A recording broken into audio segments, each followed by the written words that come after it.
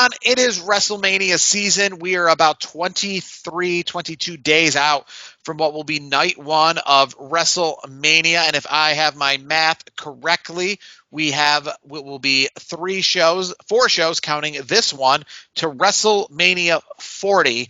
And no, at home, and I'm glad to say, it is not the 40th anniversary of WrestleMania. I am very glad WWE did not do that to us as they did to WrestleMania 25, calling it the 25th anniversary of WrestleMania. It was not the 25th anniversary. It makes WWE fans look stupid. It treats them like they're stupid. And that's not actually the only place they did that. I was back watching some old Royal Rumbles, and I caught them calling the 25th Royal Rumble the 25th anniversary of the Royal Rumble, which, again, not true. Makes you look stupid. And if it was anything else in the world of regular sports, they'd get called out on the ESPN radio programs, and the hard journalism would call them out for being stupid.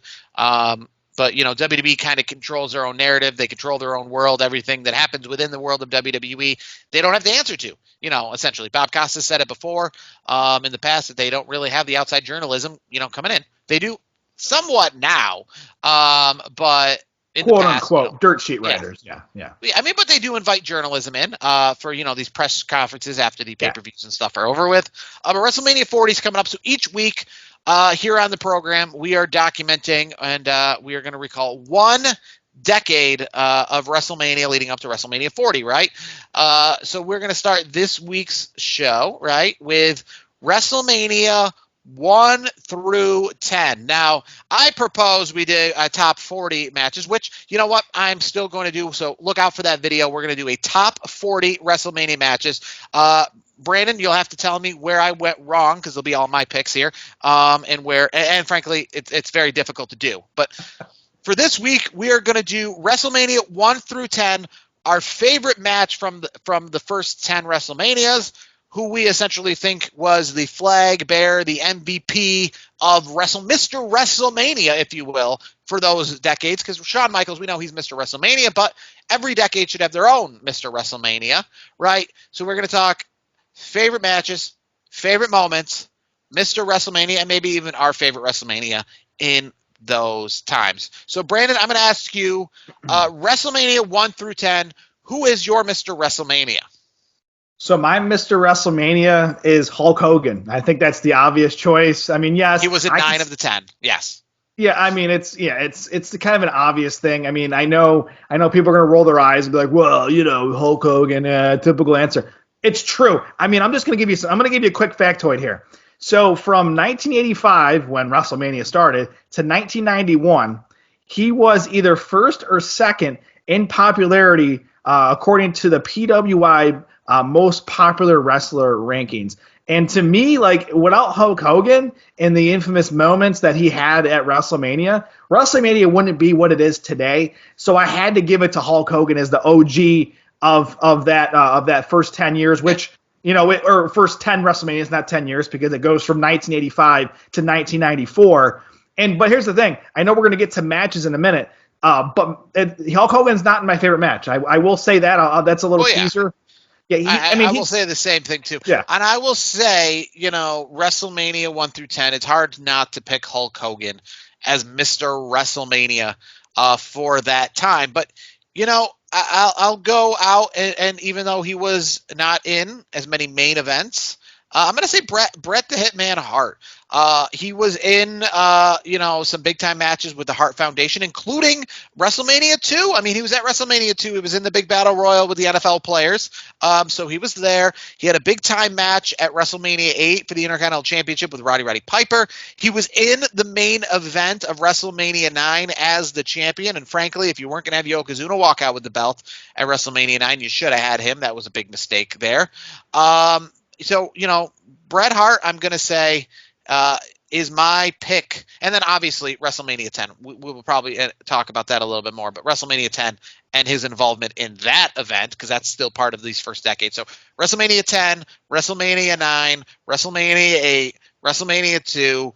He, I believe, was in the WrestleMania 4 tournament as well. So, yeah, I'm going to say Bret the Hitman Hart's my Mr. WrestleMania for WrestleManias 1 through 10. And I'm going to throw out there my favorite match, right, from those is a WrestleMania that didn't involve Hulk Hogan, even though he was in the main event of every WrestleMania except for 10 and except for 4, where Macho Man was the main event of that. I'm going to say my favorite WrestleMania match, and it's difficult because WrestleMania 1 through 10 had a few good ones. And I'm going to say WrestleMania 10, the opener, Bret Hart versus Owen Hart, is my favorite match of the decade for the first 10 WrestleManias. What about you? Well, I have to say that was on my short list of choices, and I know we were doing our pre-production meeting where we were discussing how we wanted to navigate the next four shows before WrestleMania. And I was going back, and I'm just kind of, and I went back and watched some old WrestleMania matches, and I'm a junkie for it. I love watching the history of the business, and that was on my short list. Obviously you can't go wrong with Owen Hart and Bret Hart in a match. Whether it's them together or them separately in matches, they were just that great in the ring. So I got to give you a tip of the cap for that one. But I'm gonna switch gears here, and for me, it's one of the earlier WrestleManias, and I got to watch it back today. I haven't watched it in a while, but I went back and watched it today. WrestleMania 3, Ricky the Dragon Steamboat versus Macho Man Randy Savage. Now, obviously at that point you had Macho Man when Miss Elizabeth she accompanied him to the ring. George the Animal Steel accompanied Ricky the Dragon Steamboat. It was at the Silverdome, which is obviously an old venue in Detroit, where the Detroit Lions used to play. And to me, it was great pacing, great storytelling. There was so many great elements of the match, and there were some good spots. And the one spot that people remember that match by, which is that great elbow off the top rope for Randy Savage, it didn't even result in the victory because the referee, which is the late legendary ref Dave Hebner, which is Earl Hebner's twin brother, which is I forgot about that until they were mentioning on, because I was listening to Jesse the Body Ventura and Gorilla Monsoon talk about it, and I kept hearing Dave Hebner. I'm like, oh my God, that's Earl Hebner's twin brother. So the late great Dave Hebner was the third man in the ring. It was just a classic match. Ricky the Dragon Steamboat. I love the finish too because it was just, a simple roll up, and Dave Hebner counted the 1, 2, 3, and Ricky the Dragon Steamboat won the Intercontinental Championship, which ended Macho Man Randy Savage's really long Intercontinental title reign. It was similar to that too with the Owen Hart Bret Hart match, where it was like kind of like that unexpected roll up, like without putting the finisher on, with that ending that's very climactic where people see it coming. Like it was kind of one of those like 1, 2, 3, like wait, it's over. Kind of catching Bret Hart a little off guard there. But I will say about your match is growing up. So obviously, one thing I've noticed as growing up in general and being a wrestling fan, that we're reaching WrestleMania 40, and now we've had just so many WrestleManias, and there's so many different eras, and there's so many different decades, and there's so much going on that when we were younger, WrestleMania had a much smaller sample size, right? I remember having like a best of WrestleMania tape, and it was like WrestleMania 1 through 10.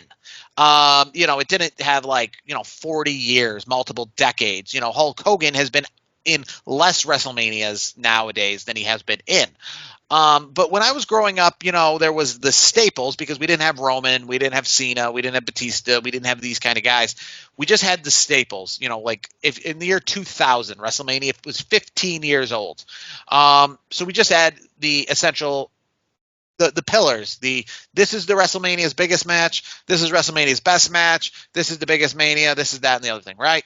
And that was always the best match in WrestleMania history. Right now, obviously, we've seen some different ones. We've seen, The Undertaker have some performances. We've seen Roman Reigns. We've now seen Cody Rhodes and Seth Rollins, John Cena, Batista, Triple H.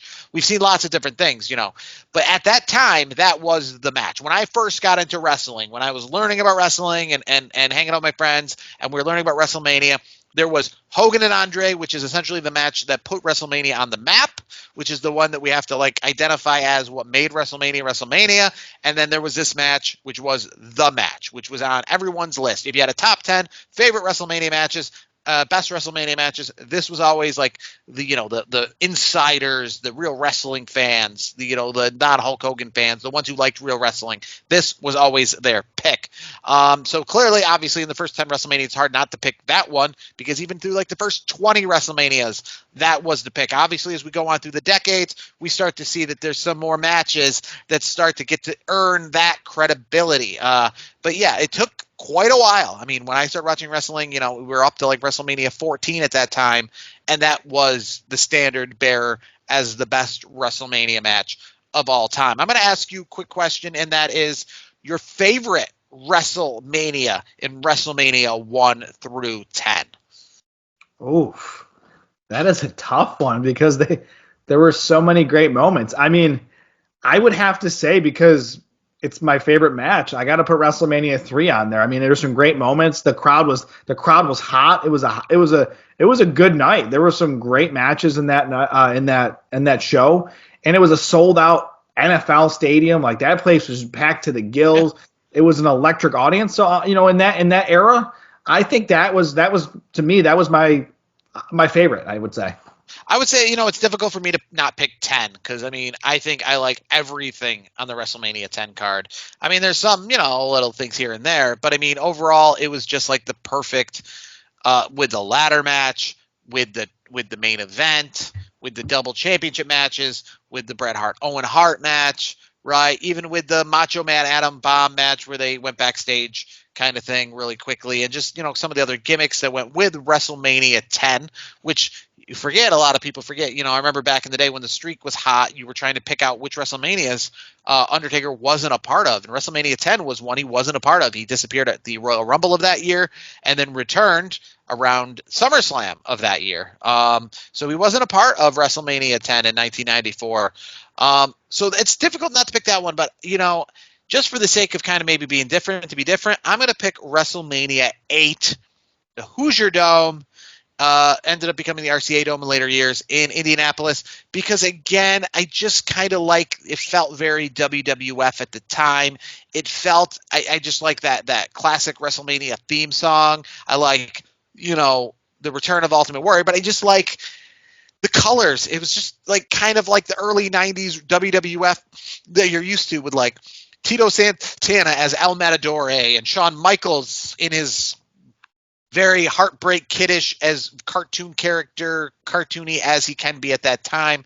Like I said, Roddy Piper and Bret Hart not just had a good match, but it was just a very vibrant, very colorful, like WrestleMania 3. A lot of times, it's in the dark. It's kind of, not a lot of showing of the crowd in that sense. I mean, a lot of showing of the crowd, but very, main eventy. Well, WrestleMania, with Bobby Heenan, being very, just who he is, the character he is, talking about how he's Indiana's favorite Bobby throughout like the whole show, in a knock to Bobby Knight, obviously, in that gimmick, right? Bobby Heenan and Gorilla Monsoon, just very fun on commentary. But then also, Randy Savage, Macho Man, I kind of liked it because it was not just a decent match, but I just liked the whole storyline.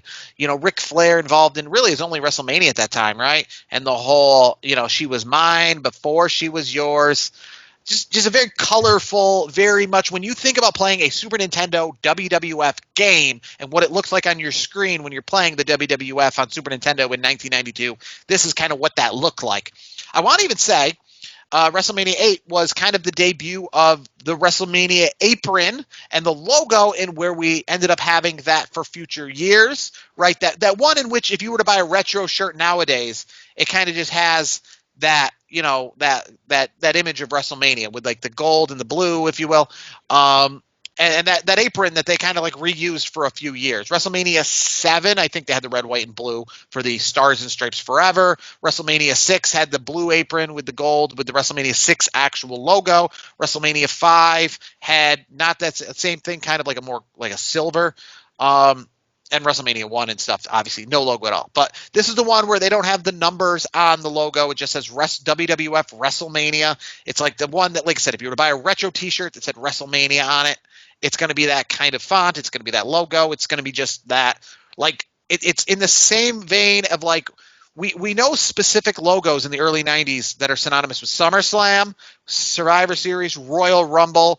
and that whole like year of like 1992 like had all of those famous like that Royal Rumble logo with the rumbling rock letters, you know what I mean, and the purple, and SummerSlam with the blue and the orange SummerSlam with the lines underneath it.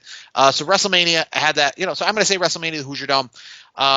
And it was a return to stadiums, because I think like WrestleMania 7 they tried to do the stadium, it didn't work out so well, and then WrestleMania 9 they went the other way and had like 9,000 in Caesar's Palace in Las Vegas, which was just a bad WrestleMania in general. But WrestleMania I'm going to pick as my pick for my favorite WrestleMania. Here's the other thing I want to point out too. You know, I don't know if it's just my observation, but like, and this is not like a diss on like the Hulk Hogan of the world, like, because like obviously I think we all can agree like Hulk Hogan was not a technical demon in the ring, so to speak. I would say that I feel like the golden era of the Intercontinental Championship for in the WrestleMania era, I should say, the Intercontinental Championship, whoever had that belt during that time through 1 through 10, I think that was like those were the best matches, I feel like. Yeah, I mean, obviously, Honky Tonk Man, the greatest Intercontinental Champion of all time before Gunther came around, right? And then, like Roddy Piper and Bret Hart fighting for it, like in WrestleMania 8. I mean, Shawn Michaels holding it for a little bit, right? I mean, 1 through, and then obviously Razor Ramon having it, even, heading into that WrestleMania 10 match. The Intercontinental title, I think, was, and to be honest with you, it was probably to some fans because Hulk Hogan, held the main title hostage a lot of that time.